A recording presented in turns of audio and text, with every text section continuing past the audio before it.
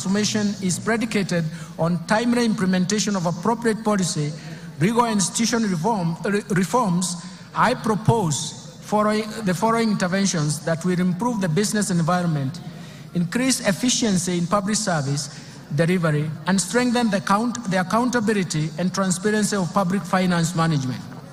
First, let me focus on public procurement reforms. Mr. Speaker, in my last budget speech, I informed this House of the government's plan to fully automate public procurement and disposal processes by implementing an end-to-end e-government procurement system. Mr. Speaker, Phase 1 of e-government procurement system has successfully undergone user acceptance testing and piloting in 12 selected MDAs and counties. This piloting will continue up to December 2024.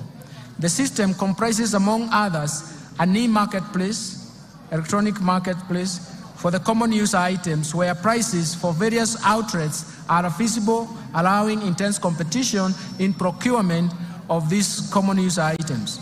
Once the e-government procurement system is rolled out, all MDAs and executive offices of county governments will be required to fully transition to the system, while state agencies and corporations, county assemblies, and even county agencies will be onboarded in the second phase within the 2024-2025 fiscal year. The system will reduce cost of goods, works, and even services between 10 and 15%, maximize value for money, and increase the transparency of procurement. Second, let me turn to restraining growth of public sector wage bill. Mr. Speaker, the public sector wage bill continues to rise, leaving few resources for development. Public sector wage bill stood at 38.2% of the ratio as a ratio of total revenue in 2021. To contain the wage bill, the government implemented a wage freeze in the financial years 2021-22, 2022-23, in addition to eliminating and streamlining the number of allowances. Further actions planned in relation to containing the wage bill include: first, all MDAs and county governments should review and rationalize their staff establishment to ensure affordability, fiscal sustainability with the right composition and skill sets. Second, the government will roll out a unified human resource information system for the entire public sector starting from 1st July. The system consolidates human resource and payroll data in the public service for access through single warehouse. The system has been linked to the Kenya Revenue Authority iTax to facilitate filing of payee returns. This reform will eliminate the multiple manual and standalone payroll systems. Third, the Salaries and Remuneration Commission will continue to streamline allowances paid in the public sector through harmonization and rationalization of categories, rates, rules for allowances. And fourth, the Salaries and Remuneration Commission will progressively review allowances and benefits in the future, collective bargaining agreements, and align them to the provisions of allowances policy framework for the public service. Third, let me turn to state corporations reform.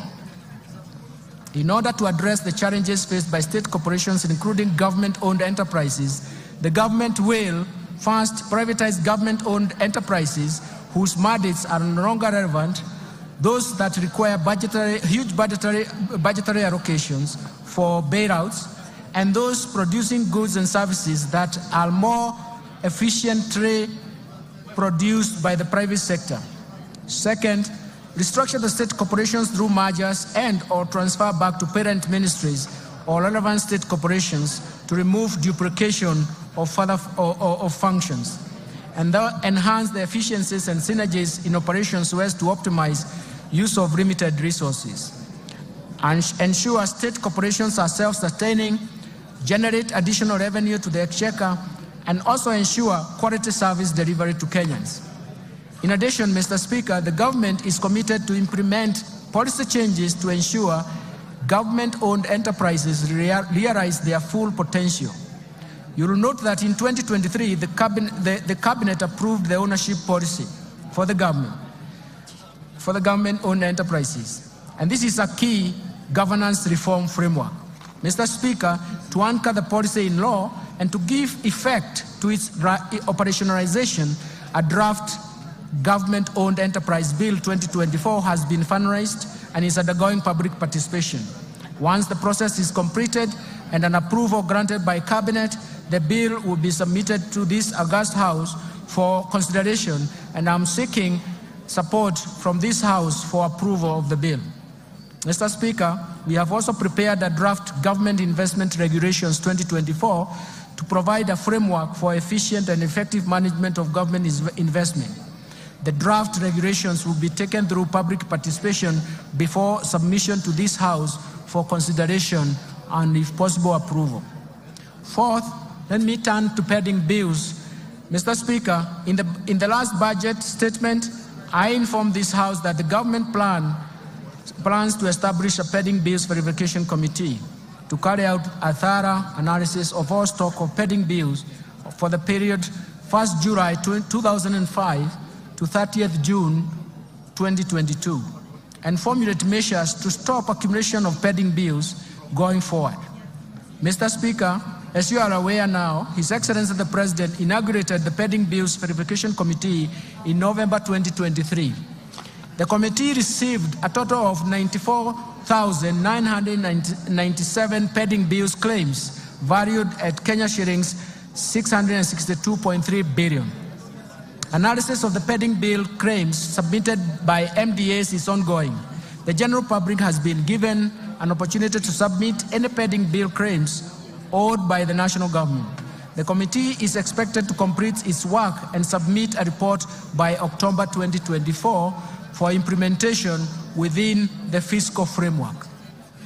Fifth, the national assets and inventory management reforms. Mr. Speaker, the National Treasury has initiated reforms geared towards automating assets and inventory management in MDAs as well as county governments. In this regard, the National Treasury will operationalize the assets and inventory management modules of IFMIS, with the module of all MDAs scheduled to launch and go live in July 2024. The rollout of county governments will commence thereafter.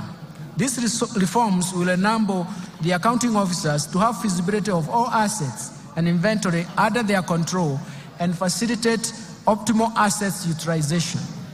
Sixth, let me turn to financial sector reforms. Mr. Speaker, the Kenya banking sector remains stable, resilient, and continues to play its role in mobilizing funds and channeling them to deserving productive economic sectors and activities. The banking sector remained profitable with a growth of assets of 0.3%. It is now standing at 7.74 trillion in February 2024. Credit from commercial banks to the private sector stood at around 6.9% in terms of growth in April 2024 and has benefited key sectors of the economy. The Financial Inclusion Fund, popularly known as the HASRA Fund, and the de-risking of lending to the MSMEs through the Credit Guarantee Scheme have facilitated additional lending to the MSME sector. Mr. Speaker, to position the banking sector to effectively play its role in Kenya's socio-economic transformation, 3 recent reforms have been implemented. First,